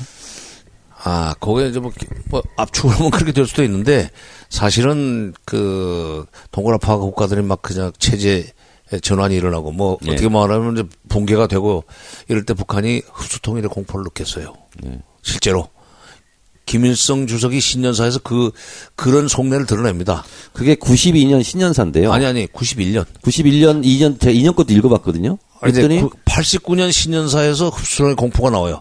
이제 앞으로 통일은 누가 누구를 먹거나 누가 누구에게 먹히는 식으로 해서는 안 됩니다. 그리고 91년 신년사에도 그 얘기를 또 해. 근데 89년 후에 91년 그 와중에 그 중간에 독일이 통일되잖아요. 90년에. 89년 11월 달에 이제 베를린 장벽이 붕괴가 되고 그걸 보면서 이거 잘못하면 죽겠구나 해가지고 기본 합의서를 막 서둘러요, 북한이. 91년도에. 그래서 91년 12월 13일 날 그게 타결이 되는데 그걸 해놓고 유엔에도 가입을 해놓고 겁나니까 92년 1월 21일 날 김용순 국제비서를 뉴욕으로 보내가지고 잠깐 불러내요. 그래서 92년도 신년사를 제가 조금 다시 한번 봤어요. 92년 신년사는 그 얘기 없어요. 92년 신년사에 뭐라고 나왔냐면 고깃국 기와집에 고깃국 먹이는 게 입법의 고깃국. 네, 내 꿈이다. 우리 인민들의 세계적 염원. 세계적인 염원이다. 그 얘기도 하면서 또 뭐라고 하냐면 우리 뭐 약속했던 거 다 지키겠다. 우리는 한다면 하고 안 한다면 안 하지 빈말은 하지 않는다. 이렇게 이제 하면서 평화공주로 가려고 그 사설에 그 신년사에 다 보이더라고. 92년 글쎄 이제 근데 그런 식으로 그 김일성 때는 조금 비유적으로 한다고 그럴까 이렇게 두루뭉실하고 보물찾기처럼 그걸 썼는데 이 김정은 시대에 와서는 아주 그냥 직설적으로 얘기를 하는 게 좀 차이가 있어요. 근데 그때 92년 1월 21일 날 국제비서를 미국에 보내서 국무부 이제 부장관을 불러냈습니다. 아놀드 켄트를 불러내가지고 충격적인 제안을 해요. 앞으로 주한미군 철수를 요구하지 않는 조건으로 수교만 해달라. 그러니까 수교, 미북 수교를 하면은 남한이 못 건드린다고 생각한 거예요. 그런데 미국이 노했거든, 아버지 부시 때. 그러고는 92년 한 해 동안 계속 IAEA를 시켜가지고 특별사찰이라는 건 아무데나 막 뒤지는 겁니다. IAEA 사찰관들이. 보통 일반 사찰은 정해진 곳으로 하는데 합의형 부분만 이거 좀 열읍시다 해가지고 그런데 이거 열어봐. 불신검문 막 하는 거야. 그렇게 당하지. 그런데다가 92년 10월 달이 되면은 92년 한 해 동안 중단됐던 한미 합동 훈련을 93년에 재개한다고 결정하지. 그러니까 이건 미국이 우리를 죽이려고 하는구나. 수교를 그렇게 그야말로 주한미군 철수를 요구하지 않는 조건으로 수교만 해달라고 진짜 무릎 꿇고 빌었건만 거절하고 강제 사찰을 하려고 그러지. 이제 팀 스피릿도 재개한다면 이제 군사적으로 우리를 치고 들어온다는 얘기다. 그렇다면은 우리는 살기 위해서 핵을 개발할 수밖에 없다고 93년 3월 12일 날 NPT 탈퇴를 선언합니다. 자, 장관님 근데 제네바 협정을 이제 파기선을 하지 않습니까, 북한이? 미국이 하지. 미국이 합니까? 그러니까 미국이 하는데 북한하고 미국하고 틀어진 거 아니에요. 그러니까 미국이 이제 하는데 미국이 우리가 사찰을 요구하는 지역을 니네들과 거부했다. 이게 맞습니까? 그때? 예. 언제? 제네바 협정 파기할 때. 파기할 때 저거요. 그 명분은 뭐였죠? 명분은 북한이 그러니까 제네바 기본 합의에는 플루토늄 핵 활동을 안 하는 걸로 돼 있었는데 플루토늄 핵 활동은 안 했는지 모르지만 우라늄 폭탄이 있어요. 또 플루토늄 폭탄이 있고 우라늄 폭탄이 있어요. 참고로 말씀드리면은 히로시마에 떨어진 것이 우라늄입니다. 그다음에 나가사키에 떨어진 것이 플루토늄인데 근데 그 우라늄 고농축 프로그램을 몰래 지금 가동하고 있다. 제네바 기본 합의 그 무효다. 북한이 사실상 깼다. 그러니까 경수로 사업 중단. 이러니까 북한이 그다음에 미국이 이런 식으로 해서 먼저 제네바 기본 합의를 깼기 때문에 약속을 이행하지 않기 때문에 우리도 제네바 합의를 더 이상 이행할 수 없게 됐다고 하면서 책임 넘기면서 그랬죠. 자, 그러면 이제 지금 이제 남북 접촉을 하고 이제 우리 국민들도 이제 뭔가 좀 이렇게 희망을 갖게 됐는데 2005년도 9.19 공동 성명을 했단 말이죠. 9.19 공동 성명 세 가지가 뭐였죠, 장관님? 세 가지가 네 가지지요. 네 가지. 제가 한 가지를 꼭 이렇게 빼먹네요. 아까 동그라미 하나 빼먹더니. 그러니까. 1,400kg, 13,000kg. 근데 김영수 교수한테 좀 항의 좀 해야 되겠어요. 지도 교수라고 해서 말이에요. 숫자에 밝아야 돼요, 정치인은. 하여튼 제가 부족함이 많습니다. 또 부족한 약간 좀 그런 데가 있어야 사람이 또 매력이 있어. 너무 또 꽉 차면은 그 바늘로 찔러도 피도 안 나오는 사람은 또 그건 또 표가 안 나와. 그러니까 세 가지가 아니라 네 가지다. 네 가지인데 1. 북한의 비핵화. 2. 미북 수교, 일북 수교. 3. 북한을 제외한 5개국이 북한에 대한 경제적 지원. 4. 정전체제를 평화체제로 바꾼다. 그다음에 또 하나 더 있어요. 5. 이 이상의 약속들은 말 대 말 행동 대 행동으로 이행한다. 5가지예요. 그 유명한 말 대 말 행동 대 행동. 그렇지. 근데 그렇게 합의를 해놓고 그 육국이 다 만족스러워서 도장을 째놓고 그 이튿날 재무부가 북한이 유조 달러를 그려가지고 돈 세탁을 해서 마쿠아에 있는 방코델타아시아라는 BDA 은행에 2,500만 달러를 저금해놓고 있는데 우리가 그 정보를 가지고 있다. 그 돈 내주면은 BDA는 앞으로 미국과 거래 못한다. 이게 BDA에 대한 세컨더리 보이콧인데 원인 행위를 북한이 했다고 그런 식으로 씌우니까 북한으로서는 완전히 얼굴에 그냥 빨간 딱지가 붙은 셈 아니에요. 뒤통수도 얻어맞고. 그러면은 이거는 어제 합의 발표한 그 합의문이 인두가 마르기도 전에. 잉크도 마르기도 전에. 예. 인두가 아니라 잉크. 도장을 찍었으니까 인두를 얘기하는 거예요, 저는. 도장을 찍었으니까. 국제 문제는 이게 사인으로지. 근데 자관 이런 식으로 온다면은 우리는 미국과 아무것도 지금 뭐 합의할 수도 없고 그렇다. 그러면 이제 우리는 핵활동 재개한다고 그러고 공개적으로 선언하고 이제 영변에서 핵활동이 재개됐다. 예. 그리고 연료봉 꺼냈다. 시킨다. 그다음에 제철이 끝났다. 그러고는 그 이듬해 7월 4일 날 2006년 7월 4일 날 뭐 말하자면 예고편 비슷하게 장거리 미사일을 쐈지. 중장거리 미사일을. 그러고는 10월 9일 날 핵실험을 하는데 핵실험도 10월 3일에서 10일 사이에 한다고 예고하고 했어요.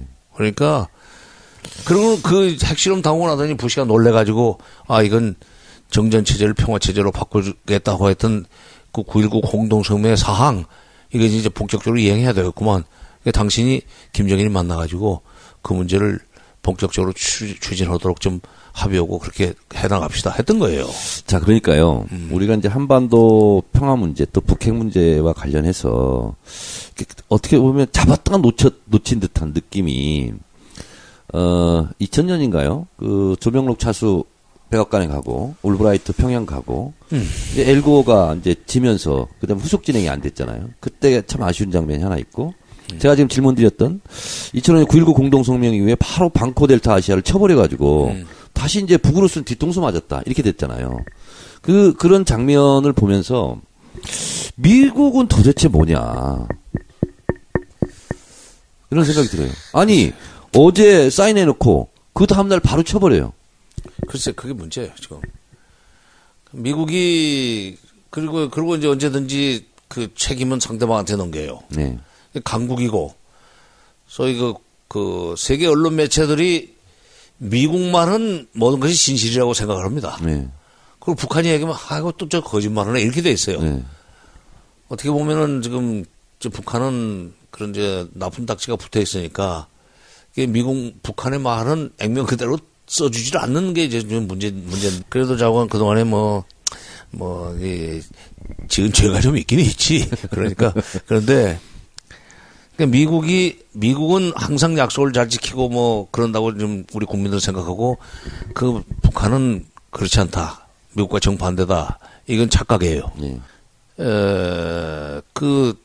이 핵 협상도 바로 그러니까 그 다음날 뒤집는 법이 어디 있어요. 그러니까 미국이 이게 합의를 해주는 척 해가지고 그 방심하게 만들어놓고 뒤통수 때리면은 상대방이 굴복할 수 있다 하는 잘못된 생각을 버리지 못하고 있다는 증거입니다.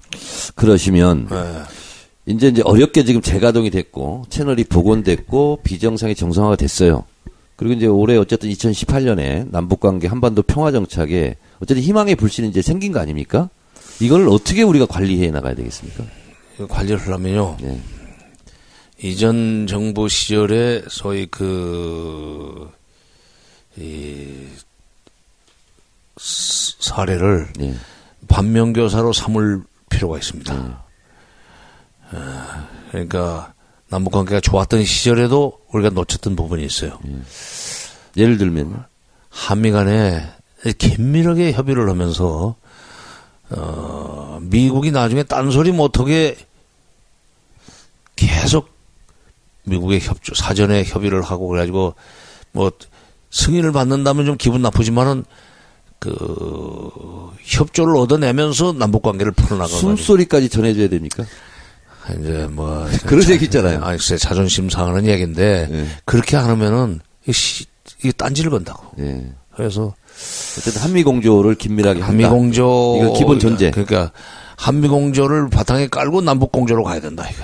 그러니까 남북 공조 지금 남북 관계 개선을 좀 불안해하고 비판하는 사람들은 한미 공조를 깨트린다, 한미 동맹 깨트린다 이런 식으로까지 얘기를 하니까 그 사람들의 불만을 그 예방하기 위해서라도 한미 공조는 모양새를 아주 잘 말하자면 그 관리를 해야 돼요. 그런데요, 장관님. 예. 미국 그 백악관도 미국 그 행정부에도 틸러슨 같은 사람이 있고 또 뭐 그레이엄 같은 상원 의원 있잖아요. 이런 사람들이 있고 거기도 뭐 하여튼 강경 뭐 보수도 있고 뭐 있잖아요, 다. 근데 이거를 조절하고 관리하는 게 미국 대통령밖에 없잖아요. 근데 대통령이 너무 왔다 갔다 해. 글쎄, 그러니까 그래도 그 틸러슨 같은 사람이 있다고 하는 것이 그나마 다행이에요. 천만다행이죠. 예. 아니 뭐 쪽문이라도 열려 있는 셈이니까. 예, 예. 그렇게 해서라도 계속 우리 외교부가 이제 국무부하고 긴밀하게 협력해가면서 그러면서 동시에 또 백악관하고 청와대하고 이렇게 해서 그 트럼프 대통령은 또 오전에는 화염과 분노 얘기했다가 오후에는 또 나만큼 평화적인 해결을 좋아하는 사람도 없다고 할 정도로 왔다 갔다 하지만. 잠깐만, 근데 의문. 네. 틸러슨 있어요. 맥메스터 갔어요. 글쎄, 대통령과의 거리로 보면은 맥메스터가 문고리죠. 우리 청와대 외교안보수석 정도 되니까. 네. 근데 그것도 그러니까 잘 이제 어떻게 보면 이제 뭐 구슬른다고 그럴까 관계를 이제 설정을 해서 관리를 해야죠. 예. 어찌됐든 한미 공조를 긴밀하게 오해받지 않도록 한 상태에서 남북 공조를 해야 된다. 그러면 정상회담까지 가는 그런 개가를 이룰 수 있을까요? 할 수 있죠. 그러니까 2000년 정상회담 할 때도 미국하고 긴밀하게 협의를 했고. 예. 또 사실 노무현 대통령 14 정상회담은 부시 대통령이 권고를 받고 한 거고. 권유를 받고 했고. 그렇죠. 권유를 받고. 그러니까 이거 남북관계 풀어나가면서 이게 정상회담까지 해가지고 그 북핵 문제 해결에 훨씬 미국이 편한 상황을 내가 만들어줄 테니까 이거 해야 되겠다는 식으로까지 뭐 협조를 좀 해야 될 것 같아요. 그러면 어떻게 보면 한미 연합 군사 훈련 있잖아요. 예. 이것이 바로미터가 될 수도 있겠네요. 그렇지. 예. 이번에 그러니까 이런 저의 탁월한 질문에 대해서 어떻게 생각하십니까? 타고납니다. 그럼 탁월한 답변을 좀 주세요.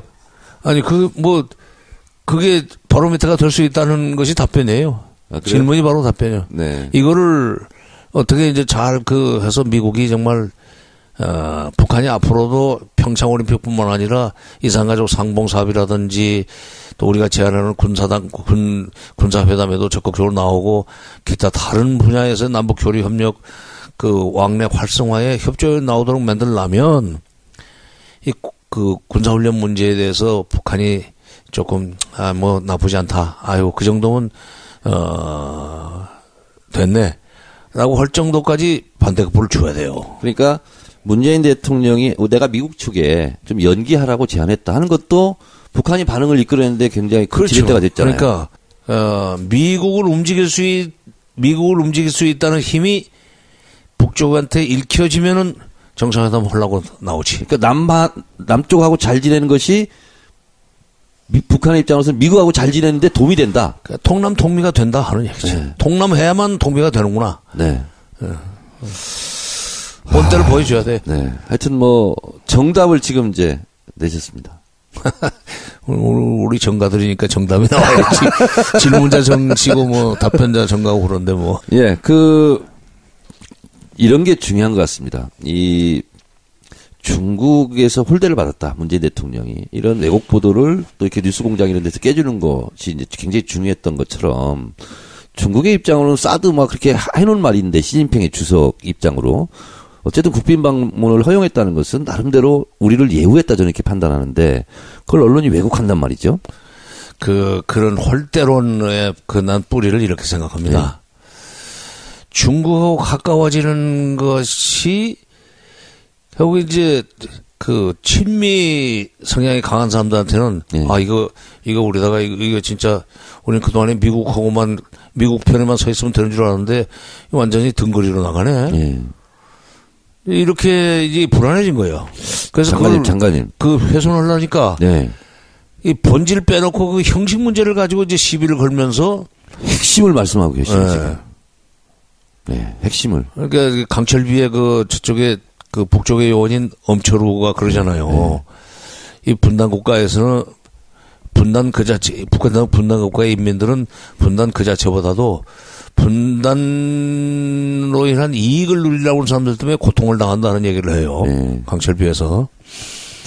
바로 그 분단이 지속되고 이 남북 화해 협력이 시작되는 그 분단이 지속되는 것을 바라는 사람들. 분단의 이익을 보고 남북이 잘 지내면 손해를 보는 본다고 생각하는 사람들이 좀 완전히 친미 성향이거든. 미국 편에만 서 있으면 되는 걸로 생각하고 있는 사람들이. 그 친미주의자들이요. 또 왜 반미 입장에 공세를 하죠? 핵까지 해야 된다고 이렇게. 핵까지 해야 된다고 주장하는 자유한국당은 반미 세력이지. 곡조도 모르고 노래 부르는 사람들 많아. 그러니까. 지금 무슨 얘기를 하는지는 모르는 사람들도 있어. 그건 반미잖아요, 그건. 반미죠, 진짜. 아니, 미국 입장과 정면으로 반대되니까. 미국이 절대로 해주지도 않는 건데. 전술핵 무기 뭐 갖다 놔야 된다는데 미국이 전술핵 무기 지금 여기 갖다 놓으면 그 돈은 누가 되는데? 그러니까요. 그 적지 않은 인원이 거기 관리를 해야 되고 경비가 나가는 거예요. 그 돈 문제도 생각하고 내질러 놓으면 돼. 그다음에 핵무장은요. 핵무장은 절대로 허용하지 않습니다. 지금 우리는 폐연료봉 재처리도 못해요. 그게 59년에 체결된 한미 원자력 협정이 73년에 한번 고쳐졌는데 박정희 대통령 때 그 부분은 절대로 그 장벽을 넘지 못했어요. 이명박 대통령 때 13년인가 뭐 12년에 뭐 그 기염을 토면서 임기 중에 해결하겠다고 그거는 반드시 따내겠다고 그랬는데 못했어요. 박근혜 대통령 때 그걸 하겠다고 또 큰 소리 쳤는데 15년에 그것도 못했어요. 이게 59년에 체결된 한미 원자력 협정의 그 단순한 그 원자력 발전소 기술 협정 같지만은 바로 거기에 파이로 프로세싱이라고는 일종의 재처리 기술은 절대로 줄 수 없고 만약 하면 가만 안 둬. 미국 입장으로서도 혹시 우리가 핵을 만들까 거실쳐서 걱정하면서 계속 보고 있는 거 아니에요? 그렇죠. 원자력 입장이라는 게 그거잖아요. 그러니까 그게 뭐 우리가 가지려고 해서 되는 게 아니고 미국이 허락하지 않으면 절대로 안 되는 건데 미국이 우리가 핵무기를 만들 수 있게 되면은 그다음부터는 미국의 핵우산은 필요 없어지는 겁니다. 미국의 핵우산이 필요 없어지면 한미동맹은 무용지물이 되는 거예요. 한미동맹 깨자는 거하고 똑같은 거잖아요. 그렇지. 지금. 바로 핵무장론 바로 한미동맹 파괴론이에요. 그러니까 반미주의자들이지. 그렇지. 근데 동맹을 강화하자고 하면서 결국 동맹을 깨트리는 결과를 가져오는 그리고 미국의 군산복 합체 이익에 반하는 무기 시장을 없애는 그런 일을 해놓고는 그게 무슨 말인지 몰라 지금. 그러니까 그걸요. 저는 이렇게 표현합니다.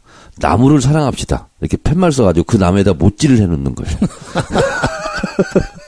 나무를 사랑하는 게 나무를 아프게 하는 거지.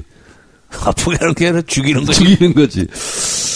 아이고, 좀 1시간 넘게, 원래 예정 시간보다 지금 더 길게 이렇게 했는데, 오늘 장관님 말씀 들어보니까 중국의 홀대론을 제가 꺼낸 이유는 이렇게 잘못되고 왜곡된 시각들을 교정해 줄 필요가 있다. 특히 이제 이 대북 관계, 한반도 평화 문제. 그런 면에서는, 정세현 장관님이 문정인 교수보다 한 수 위에요. 무슨 또, 문정인 교수 들으면은. 들으시라고 지금 얘기하는 거예요. 왜냐면, 문정인 교수가 갖고 있지 못한 것을 장관님이 갖고 계세요. 유머 감각. 웃겨, 사람들을. 재밌어. 그래서 이렇게 재미있게 사람들에게 귀에 쏙쏙 들게 이렇게 해주는 설명이 좀 필요할 것 같아요. 뭐. 동의하시죠? 예, 대통령 대통령 특보는 이제 문재인 교수 보고 하시라고 그러고. 나는 이제 국민 특보. 국민들을 즐겁게. 국민들을 즐겁게 하는. 저는 국민사회자였습니다. 예. 자, 그러면, 마지막으로 혹시 못다 하신 말씀이나 여기 있으면 한 말씀 더 하시죠. 예, 시간도 뭐 많이 됐고. 그럼 끝내야 됩니까?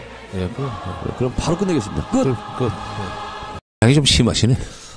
과장보다도요, 제가 부장, 국장의 시각으로 봤을 때도, 제 말씀은 온당하다.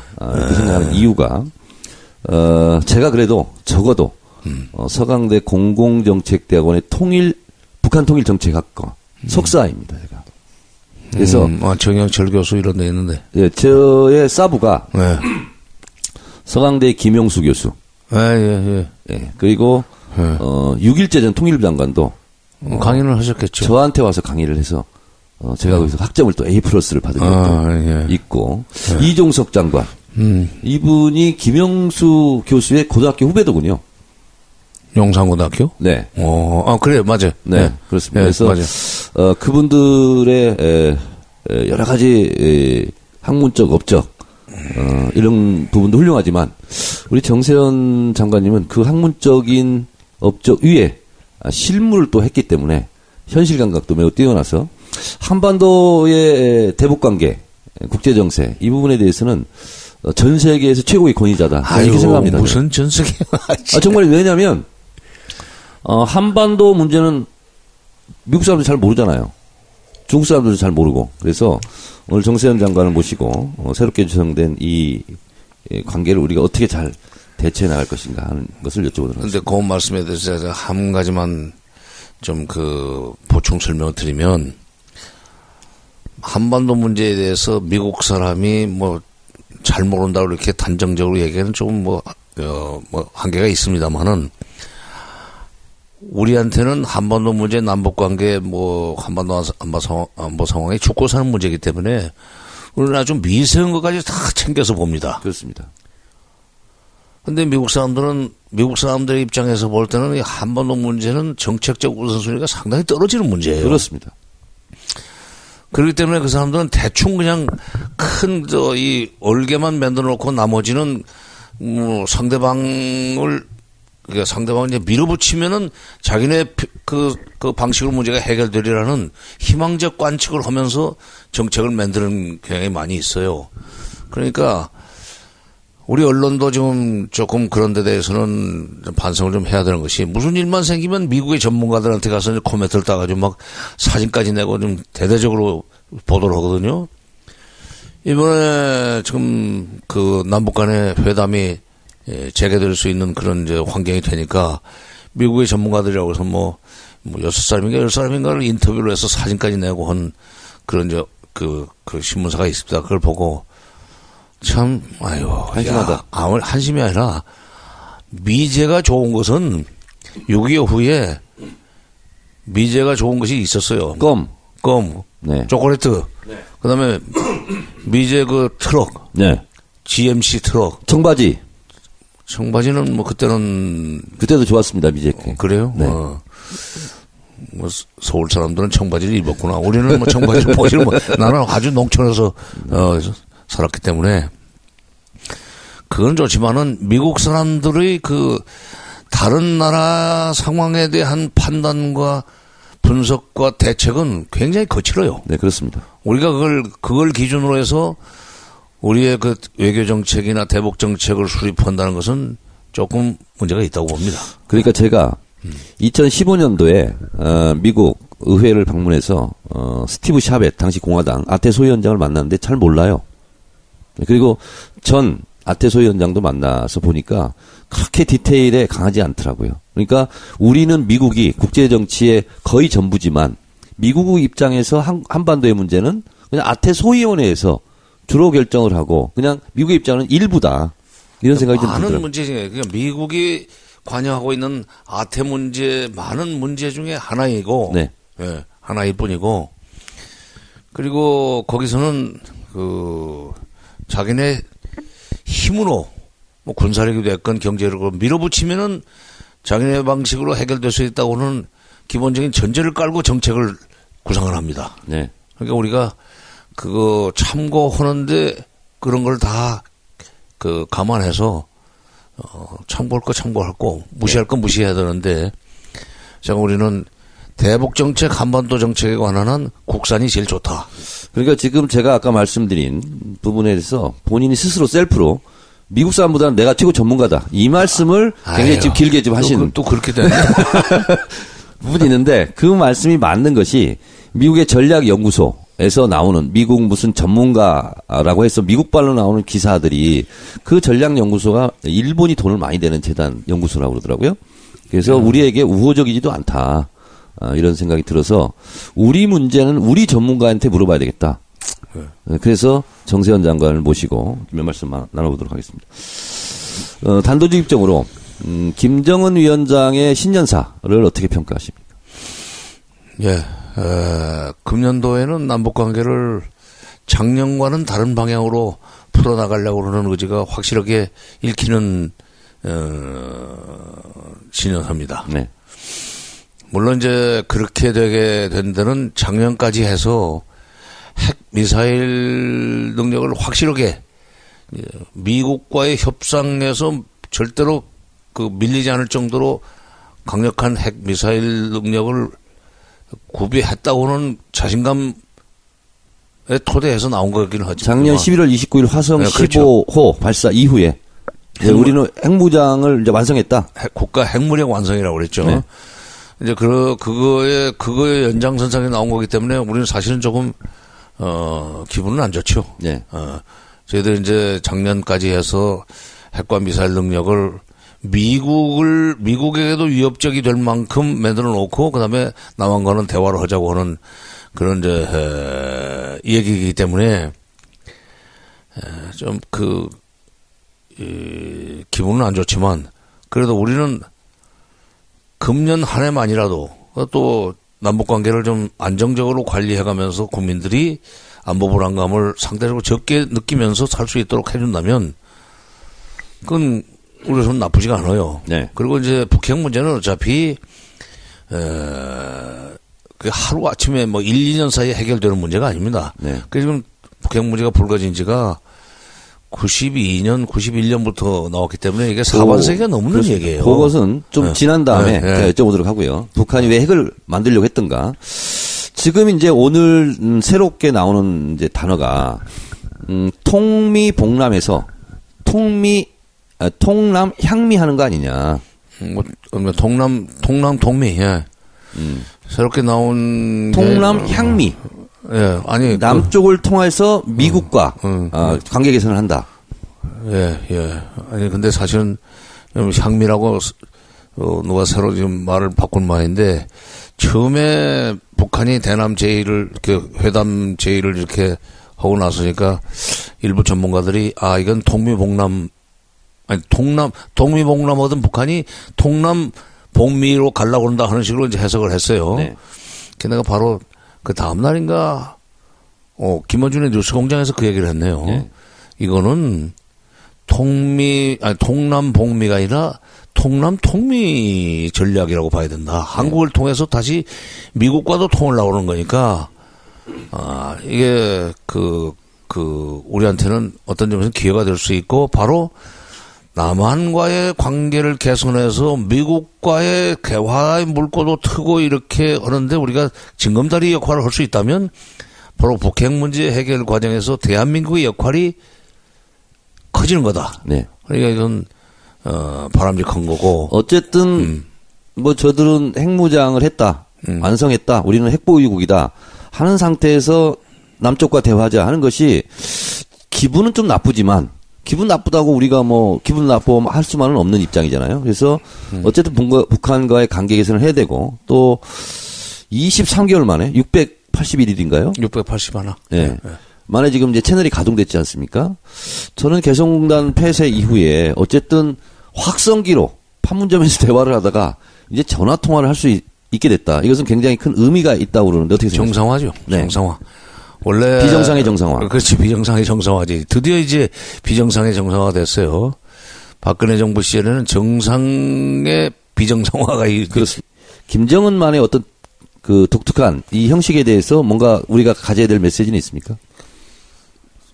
김정일 때는 그 신년사를 읽지를 않았어요. 네. 그때는 노동신문, 네. 청년보, 그다음에 그 인민군본가 있는데 그 3대 신문에 공동사설 신년 형식으로. 공동사설로 내놓고 그건 김정일이 뭐 읽지도 않고 네. 그랬었어요. 명의도 김정일이 아니고. 그런데 김일성 때는 게 육성으로 본인이 읽었습니다. 네. 네. 근데 지금 김정은 때 와가지고 첫 해만 2012년은 안 읽고 2013 그렇지. 2012년. 지금부터 쭉 지금 계속 읽고 있어요. 예. 13년부터 쭉 읽고 있는데 본인이 직접 낭독을 하는데 김일성 때는 그게 1시간 이상 걸렸었어요. 네. 길게 했습니다. 네. 근데 지금 김정은 시대로 와서는 30분, 23분에서 30분 그 사이로 이제 왔다 갔다 하는데 짧기 때문에 우선 그 분석하는 우리는 직업적으로 그걸 분석을 해야 되고 나름대로 이제 전망을 하고 또 대책을 세워야 되는 습관이 붙어 있는 사람으로서는 이 짧게 하니까 좋긴 좋대요. 근데 이번에 몇 번 읽으셨어요? 예? 몇 번 읽으셨어요? 몇 번? 신년사. 김정은 신년사. 직접 그 낭독하는 장면도 보고, 그 다음에 이 문서로 된 것은 한 3번쯤 읽었어요. 저보다 한 번 더 읽으셨네요. 전 2번밖에 안 읽었는데. 근데, 물론 이미지 정치라는 측면도 있지만 어떤 점에서는 그게 격세유전으로 설명할 수도 있는데 우선 제 목소리도 할아버지 많이 비슷해요. 네. 그 다음에 특히 말할 때 이렇게 몸을 살살 이렇게 꼬는, 네. 틀고, 갈 데 없이 김일성입니다. 네. 김정일은 그런, 이 몸놀림이 없어요. 장관님. 네. 그래서 제가 이 질문을 드린 건데. 네. 이게 이제 3대 세습이잖아요. 네. 그런데 또 김정일 다르고 김정은 다르단 말이에요. 그래서 또 김일성 할아버지, 자기 할아버지하고 생김새도 비슷하고 그리고 저는 어떻게 보면 좀 몸집도 키우지 않았나 그런 생각이 들고 걷는 모습도 내가 봤거든요. 네. 김일성 비슷해요. 많이 비슷해요. 네. 그래서 신년사를 발표하는 형식도 할아버지 방식을 따라서 하는 게 아닌가. 그러니까 일종의 북한 주민들이 가지고 있는 김일성에 대한 향수. 그걸 자극하려고 하는 거 아닙니까? 그것을 자극해가지고 자기에 대한 지지를 높이는 그런 걸 쓰긴 하는데 그게 억지로 연출해서 되는 건 아닙니다. 네. 북한 주민들도 다 알죠. 그러니까 뭔가와는 조금은 차이가 있지만 역시 김일성을 생각하게 하는 그런 것이 이게 타고나는 거예요. 젊은 김일성을 보는 듯한. 그렇지. 그리고 이제 김일성이 30대 초반에 소련군 장교 출신으로 들어왔던 거 아닙니까? 네네. 1945년 10월 10일 그렇지. 평양 열성자 대회에서 그렇지. 열렬한 환영을 받았죠. 그래요. 나중에 1912년생이니까 만 33세 때. 글쎄 이제 나중에 내각 수상이 돼가지고는 그 젊은 나이에 물론 그 시대는 다 중절모 쓰는 게 유행이었지만은 중절모를 많이 썼어요 김일성이. 나중에 나이 들어서는 여름에도 또 중절모를 쓰고 겨울에도 쓰고 그러는데 이 김정은 위원장은 바로 그 할아버지를 연상시키기 위한 패션인 것 같아. 네. 중절모를 좋아해요. 네. 근데 이제 모자를 쓰는 그것도 많이 닮았습니다. 약간 뒤로. 뒷짐지고 있는 것도 김일성 비슷해요. 그래요. 네. 그래서 그걸 보면 저도 생각이 들었는데 북한은 소위 말해서 이제 유훈 통치지 않습니까? 그러니까 김일성, 김정일, 김정은의 우리가 3대 세습은 뭐 비판하고 있지만 결국은 김일성이 죽을 때 사망했을 때 유언이 있지 않습니까? 한반도를 비핵화하라. 이 부분을 김정은이 지금 이제 어쨌든 핵무장을 한 상태에서 물론 그것을 비핵화하는 과정이 너무나 복잡하다고 어렵겠지만 어쨌든 김일성, 김정일의 유훈 통치를 하고 있다고 보십니까? 핵 문제에 관해서는 조금 입장이 바뀌었을 것 같습니다. 예. 네. 이미 가진 상태이기 때문에. 가진 상태이기 때문에, 신년사에서도 그런 얘기를 하고, 뭐, 당대회 작년 중앙위원회 사업 총화보에서도 그런 표현을 썼지만, 가진 압박과 제재 속에서 힘들게 해가지고 지금 드디어 이제 확보한 거기 때문에, 네. 거저 생긴 것이 아니고 정말 이걸 갖기 위해서 그동안에 국제사회 또는 미국을 중심으로 한 국제사회로부터 얼마나 우리가 핍박을 받았느냐. 그러나 이걸 우리가 함부로 쓰지는 않겠다. 미국이 우리를 건드리지 않는 한 우리는 쓰지 않는다는 얘기를 했어요. 이번 신년사에서. 다른 나라에다가 위협도 하지 않겠다. 글쎄 이제 그쪽 영어로는 이제 핵 선제 불사용이라고 그러고 영어로는 네거티브 세큐리티 어슈어런스라고 그러는데 그러니까 이 김정일 때까지만 해도 그 사람이 2011년에 세상 떴으니까 2006년에 한 번 하고 2009년에 하고 2번 하고 갔습니다. 네. 근데 6번 한 동안에 김정일 시대 와서 이거 불과 그저 한 5, 6년 사이에 4번을 추가로 더했단 말이야. 네. 그리고 그 핵실험이 잦아지면서 국제사회에 유엔을 비롯한 제재 압박이 더 심화된 거 아니에요? 네. 그 압박 속에서 만드는 거기 때문에 차 쉽게 안 내놓을 거예요. 네. 그게 어쨌든 이제 더 어렵게 됐어요. 그리고 더구나 2012년에 그때는 이렇게 지금처럼 핵 능력이 고도화되지 않았을 텐데도 헌법에다가 핵 보유국이라는 것을 먼저 선언하고 시작을 했거든. 네. 만약 이걸 포기하려면 헌법을 고쳐야 되는 문제가 있어요. 물론 우리의 개헌하고는 좀 다릅니다. 네네. 뭐 결심하면은 그냥 사회주의 헌법 바로 하면 되는 한마디면 거니까. 되긴 되죠. 한마디면 되는데 그래도 이게 어렵게 정말 고통 속에서 만든 이 성과물인데 이걸 쉽게 내놓을 것인가. 그래서 그 점에 있어서는 유훈이 지켜지지 않을 것 같다 하는 불안감이 좀 있습니다. 그래도 북한 해내야죠. 최고의 전문가에서 가장 지금 처음 그런 말씀 지금 하시는 그런데 겁니다. 그럼에도 불구하고 이제 해내야 되는 것이 네. 우리 이제 숙명인데 저걸 인정하고 살 수는 없어요. 네. 물론 공식적으로 인정은 끝까지 못 받을 겁니다. 네. 인도나 파키스탄 이스라엘도 공식적인 인정은 못 받고 있어요. 그러나 미국이 그냥 묵인 그렇지. 내지 용인 해주는 거죠. 네. 근데 이 인도나 파키스탄의 핵무기 보유를 미국이 묵인 내주는 승인해 주는 것은 좀 이 북한과는 다른 배경이 있어요. 우선 첫째 그 사람들은 사거리가 그렇게 길지가 않아요, 미사일이. 예? 그러니까 미국을 위협하는 그 핵폭탄이 아니에요. 본토를 위협하는 상황은 아니니까. 근데 이 사람들은 지금 어떻게 하다 보니까 지금 미국 전역을 커버할 수 있는 사거리가 나오는 ICBM을 가지게 됐단 말이에요. 지금 그러니까 1,400km? 1,400km 내외죠, 지금. 아니. 동부까지 다 간다고 그러더라고요. 1,400이 뭐요? 13,000이지. 13,000, 13,000, 14,000. 예. 1,400이야 무슨 확실히 제가 비전문가 티가 좀 나는군요. 공을 하나 떼버렸어. 난 화폐계가 건 줄 알았어. 근데, 그렇기 때문에, 이 핵 투발 수단의, 말하자면, 위력 때문에, 예. 또 미국은, 사실상의 인정도 안 할 거예요. 그럼 이제, 이게, 우리한테는 핵 문제가 해결되기 전까지는 계속 이게 안보 내지는 대외 문제, 대북 정책에서, 이제, 애로가 되는데, 그러니까 어떻게든지 우리가 미국을 설득을 해서 북핵 문제를, 북핵 협상이 시작되도록 판을 만들어야 되고, 그 다음에 쉽게는 안 나올 겁니다. 반드시 반대급부를 바랄 거예요. 네, 그러겠죠. 우선 이제 제도적으로 미국 수교해달라고 할 거고, 평화협정 해달라고 할 거고, 그리고 경제 지원을 요구를 할 겁니다. 대가를 요구할 거예요. 그동안에 압박과 제재로 우리 경제 어렵고, 우리 주민들이 못 먹고 못 살았으니까, 이제 보상하라, 위자료 내라 하는 식으로. 김정일 위원장이 표현하면 응당한 대가. 그렇지. 네. 그거를,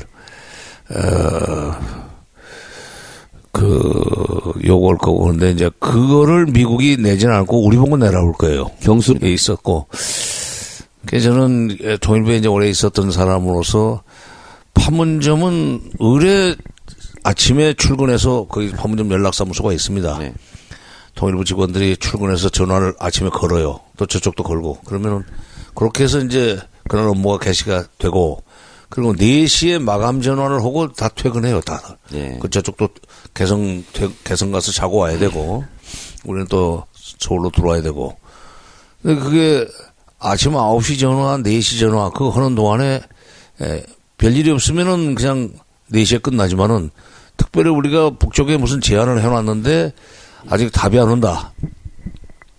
그럴 경우에 4시에 전화를 하면서 평양으로부터 무슨 지시가 없냐 그러면은 만약 있으면 좀 기다려. 오늘 좀 늦을지도 모르는데 평양서 곧 뭐가 올 것 같으니까 서로 우리 기다려 봅시다. 이런 그 움직임을 수시로 이제 보고를 받고 이 얘기를 들었던 사람으로서 판문점이 꽉 막혔다고 그러니까 야, 이거 정말 참 완전히 이게 무슨 6.25 직후 상황으로 가는 건가라는 그런 불안감이 있었어요. 그러니까 남과 북이 함께 숨 쉬었던 숨구멍이 막힌 거죠. 그렇지. 네. 근데 이번에, 개통이 됐는데 나는 김정은 위원장의 대남 제의로해서 우리가 대북 제의를 했고 그래서 판문점이 열렸다고 보지는 않습니다. 이거는 문재인 대통령이 그 6월 달에 무주 태권도 대회에서 장홍 위원장 왔을 때 그때 평창 올림픽 그 참가를 권유하고 그걸 위한 회담을 하자는 얘기를 하지 않았어요? 그리고 이제 7월 6일 날 근데 그때까지만 해도 장관님. 아니 그러니까 장홍 위원장이 스포츠 위에 정치가 있다고 그랬어요. 네, 스포츠 위에 정치가 있다고 그랬는데 어쨌건 그때 평창 올림픽을 화두로 해서 남북 간의 대화를 하자는 얘기를 6월 달에 하고 7월 6일 날 베를린 구상에서도 얘기를 하고 또 그걸 이어받아서 7월 17일 날은 국방장관 회담 뭐 적시자 회담 얘기지만 또 작년 12월 19일 날인가요? 그 평창 가는 기차 속에서 또 평창 얘기를 또 했단 말이에요. 그걸 위해서는 한미연합훈련을 연기할 수도 있다. 미국한테 우리가 이미 얘기를 해놨다 하는 얘기. 이게 다 북한 보고 오라는 얘기거든. 그렇죠. 그러니까 문 대통령이 6월 달부터 이 남북 관계를 평창을 계기로 해서 관계를 복원하자는 데서 이제 북한이 비로소 1월 1일 화답을 해온 거고 네. 화답을 해왔기 때문에 우리로서는 준비가 다 돼 있는 만큼 시간을 끌 필요 없다고 그래서 이제 그야말로 28시간 만에 답을 했더니 또 그거 가지고도 시비를 걸대요.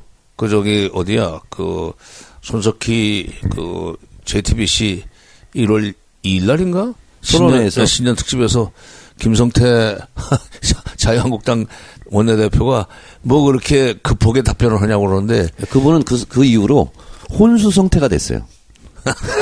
하도 비판을 많이 받아가지고. 근데 이게 북한이 대화를 제의하니까 우리가 그냥 허겁지겁 24시간 뭐 28시간 만에 뭐 그 감지 독점에서 쫓아간 것이 아니라 작년 6월부터 쭉 얘기했던 거에 대한 답이 6개월 만에 나온 거고. 네. 그러니까 우리가 당연히 다 준비됐던 시나리오에 따라서 대화 제의를 한 거고. 북쪽도 하루 만에. 그러니까 우리 문재인 정부에서 6개월 동안 끊임없이 화해의 손길을 내밀었고. 그렇죠. 그거에 대해서 북이 화답을 했기 때문에 우리는 그 상태에서 곧바로 환영 메시지를 냈고 국무회에서도 환영 메시지를 냈고 곧바로 지금 이게 거의 뭐 LT 광속도로 지금 남북 관계가 지금 매일매일 뉴스가 쏟아지고 있습니다. 이런 적이 없었죠, 거의. 밀당도 없이. 그래요. 네. 좀 다른 얘기인데요. 신년사가 북한에게는 굉장히 중요한 어떻게 보면 방향 메시지하지 않습니까? 김일성 주석은 육성으로 신년사를 했고 김정일 위원장은 육성으로 한 적이 없고 김정은 위원장은 계속 육성으로 텔레비에 나와서 양복 입고 하거든요. 이렇게 발표하는 형식이